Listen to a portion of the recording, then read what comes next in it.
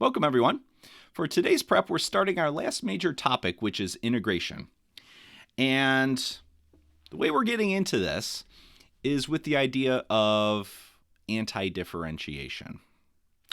All right, so taking a step back, big picture kind of thing, most of what we've done in the course so far has been to take a function little f, and we've seen how to take that function and produce its derivative. We've learned what the derivative is and all sorts of different derivative rules for how to calculate it.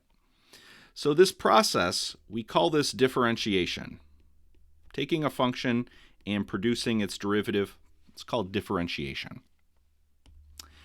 Well, where we're going with this is now we're going to say, what happens if we start with the derivative? Is it possible to go back? Is it possible to undo the differentiation that we did? And what we're going to see is that the answer to that is, yeah, we can. With one slight little asterisk that we'll get to. But for the most part, yeah, we can. And we're going to call this integration or anti-differentiation. So differentiation is the process of taking a function and producing its derivative. Integration or anti-differentiation is going to be the process of taking the derivative and attempting to recover the original function. All right, so let's start with the definition here. Let's start with the definition for an antiderivative. So we say that a function capital F is an antiderivative of a function little f if the derivative of capital F is equal to little f. So this definition is a little awkward, so I think it helps to diagram it out. So what we're going to be doing is we're going to be taking a function capital F. And if we were to differentiate that function, we would get its derivative, which we'd call f prime.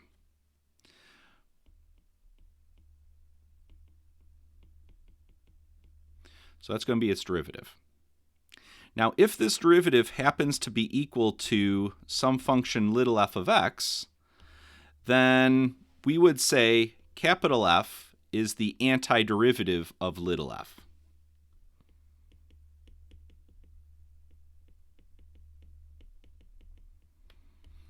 So capital F is the antiderivative of little f, and little f is the derivative of capital F. Okay, so let's see how this works. So let's suppose that we have the function little f of x equal to x squared. And let's suppose that we also have two capital F functions, capital F1 equal to 1/3 x cubed, and capital F2 equal to 1/3 x cubed plus 1. And what we're going to do here is we're going to show that both of these capital F functions are antiderivatives of this x squared function. So how do we do this?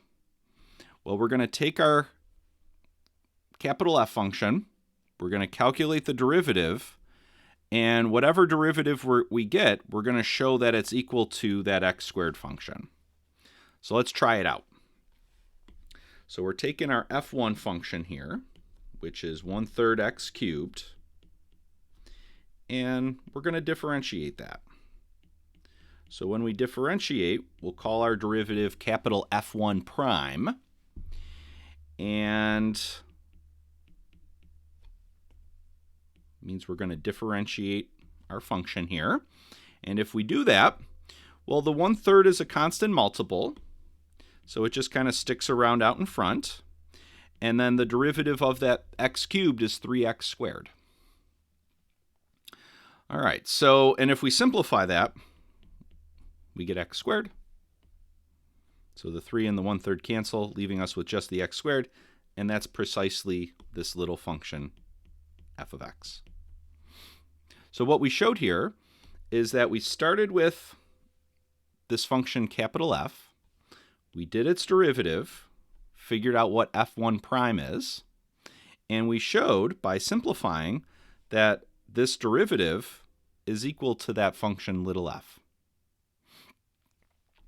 So it checks out.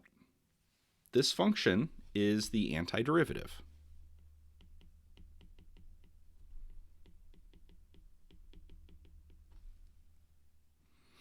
And over here, we're getting our derivative. Let's try it again. So let's look at this other function. Call this one capital F2. Now this is one basically the same. It's 1/3 x cubed plus 1 now. So it is slightly different. This one had plus 0. This one has plus 1. So it is a different function. But let's go through the process. So we're going to calculate F2. Or we're going to take F2 and calculate its derivative. So that'll give us F2 prime. Let's differentiate this thing. So we apply our derivative. And we use our derivative rules. So the 1/3's a constant multiple, so it just kind of sticks around out in front. Do power rule on that x cubed. And then when we differentiate this constant that's all by itself, we get plus 0. So if we calculate this out, we have our constant multiple, 1/3 times 3x squared. And then the derivative of that plus 1 is just plus 0. And if we simplify this, well, we end up with exactly the same thing. We end up with x squared. And that is our function little f of x. So it checks out. So this function that we're claiming is the antiderivative, we differentiated it, calculated the derivative, and saw that the derivative was equal to little f of x. So what that means is capital F2 is the antiderivative,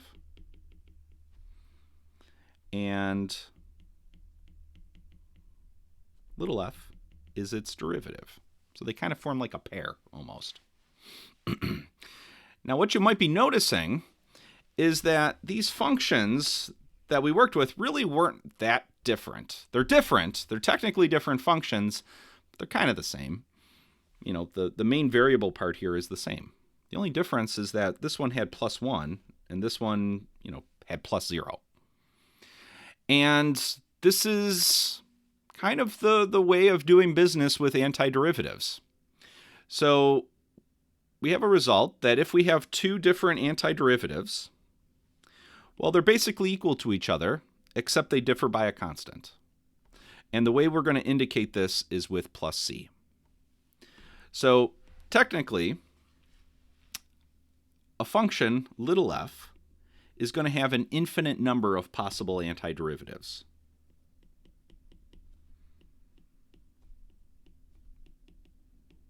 That's what this result says.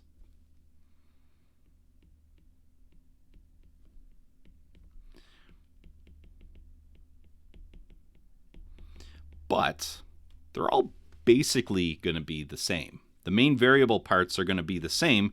The only thing different is they're going to potentially differ by a constant.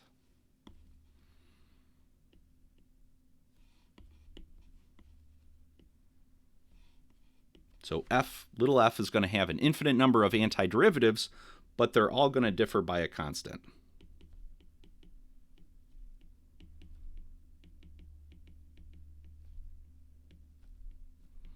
So it's really not too bad.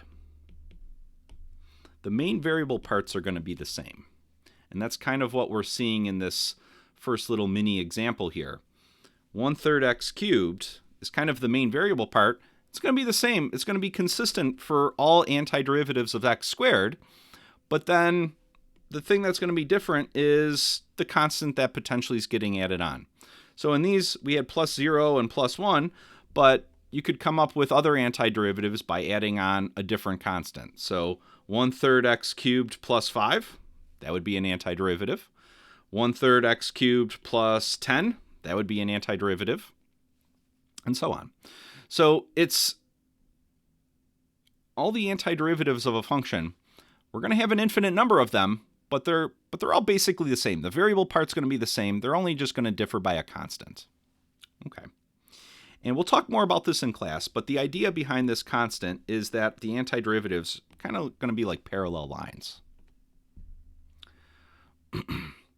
So with our antiderivative, we can now indicate, or we can now define what we call the indefinite integral. So suppose that we have a function little f of x, and we know what its antiderivatives are. So its antiderivatives, we have our main variable part, which we will call capital F of x, and then we can have any constant added on, so we just kind of leave that as arbitrary. The way we indicate this is we have this elongated s, and this is called the integral sign.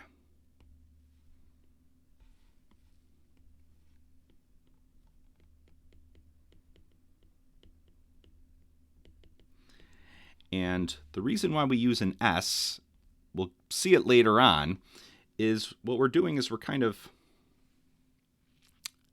integration is related to addition. It's kind of a fancy addition. So we'll be getting to that later. But for right now, this is our integral sign. It's kind of like a stretched out s.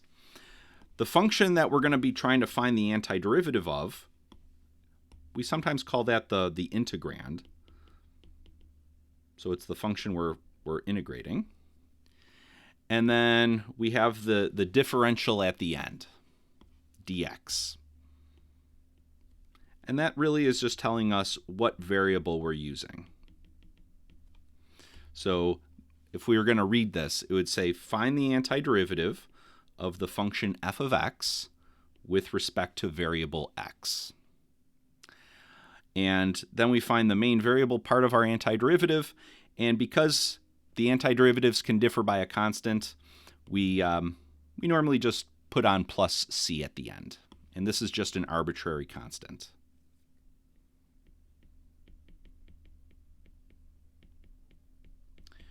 Okay, so let's look at a few basic anti-differentiation rules, or indefinite integral rules. And the two we're going to look at right now are integrating a constant function. So if we're trying to integrate the constant function f of x, or the constant function k, so k here is just a constant, what happens? We're trying to find the antiderivative of this. And the way this anti-differentiation rule works is we take the constant k and we just multiply it by our variable, which in this case is x. And because we're doing an indefinite integral, we put on this arbitrary plus c at the end. And you can check this. We can check this. So we can take that function kx plus c, what we're thinking is our antiderivative, and if we differentiate this, we should get back the function that we started with. So if we take our answer here and differentiate, we should get the function that we started with. So let's try it. Derivative of k times x. Well, k is a constant multiple, so it just sticks around in front. The derivative of x is just 1. And then when we have a constant all by itself, derivative of that is just plus 0. And if we simplify, we just get constant k. So, yep, precisely what we thought. So that's one of our basic indefinite integral rules. The other one we're going to look at is called the power rule. So there's a power rule for derivatives. Now we're seeing that there's a power rule for antiderivatives. And again, it kind of undoes our differentiation version. So what this power rule says, we're finding the antiderivative of the function x raised to the power r with respect to x. And the way this rule works is if we're integrating power function x, we write down our variable x, we add 1 to the exponent, and then we take that new exponent and flip it and put it in front. And then, again, because we're finding a general antiderivative here, we include plus c at the end. Now this rule works just about for all power functions, with one exception. So if our power function is r equal to -1. And we'll see later on. We'll see it in class. Well, this is something else. It involves the log function. All right, so let's try out a couple power rule examples. So let's look at example 1, and let's try the first one here. So we've got this function that we're integrating. So again, the way you kind of think of this, the integral sign and the dx, they're kind of like bookends, and they're telling us find the antiderivative of this function in the middle. So square root x. Well, if we wanted to differentiate this, what would we do? We would rewrite that square root function as a power function. So same idea. We're going to rewrite this before we do any antiderivatives. We're going to rewrite this as a power function. So it'll be x raised to the 1/2. So this is just a common strategy we've been doing. Nothing too new here. So if we have the nth root of something, we rewrite that as raised to the power 1/n. So in the case of square root, you could think of it as like there's a little 2 there, and then it becomes x raised to the 1/2. So we're rewriting our root function. So let's try out our power rule. So the variable that we're using here is x. So we start by writing x. Then we take our old exponent and we add 1. So if we add 1 to 1/2, that gives us 3/2. And then we take that new exponent and we flip it, and we put the reciprocal of it in front. And then we have our plus c at the end. And that's our antiderivative. Now when you do these, especially for like fractional exponents like this, it doesn't hurt to just, if you need to, you can do this off to the side. So really what we're doing here is we're taking our old exponent, which is 1/2, and we're adding 1. And if you want, you can get a common denominator. So write that 1 as 2/2, and then if we add the numerators, we get 3/2. So it doesn't hurt, especially for more complicated exponents. You can kind of show this off to the side. All right, so let's try one more. We're going to skip over that exponential, and let's look at part 3 here. So again, the integral sign and the dx, these are kind of like bookends. And then the terms in between, that's the function we're trying to integrate. And here we have a fraction, and we have a variable in the denominator. So again, we have a way to handle these. Usually we rewrite our function with negative exponents in this case.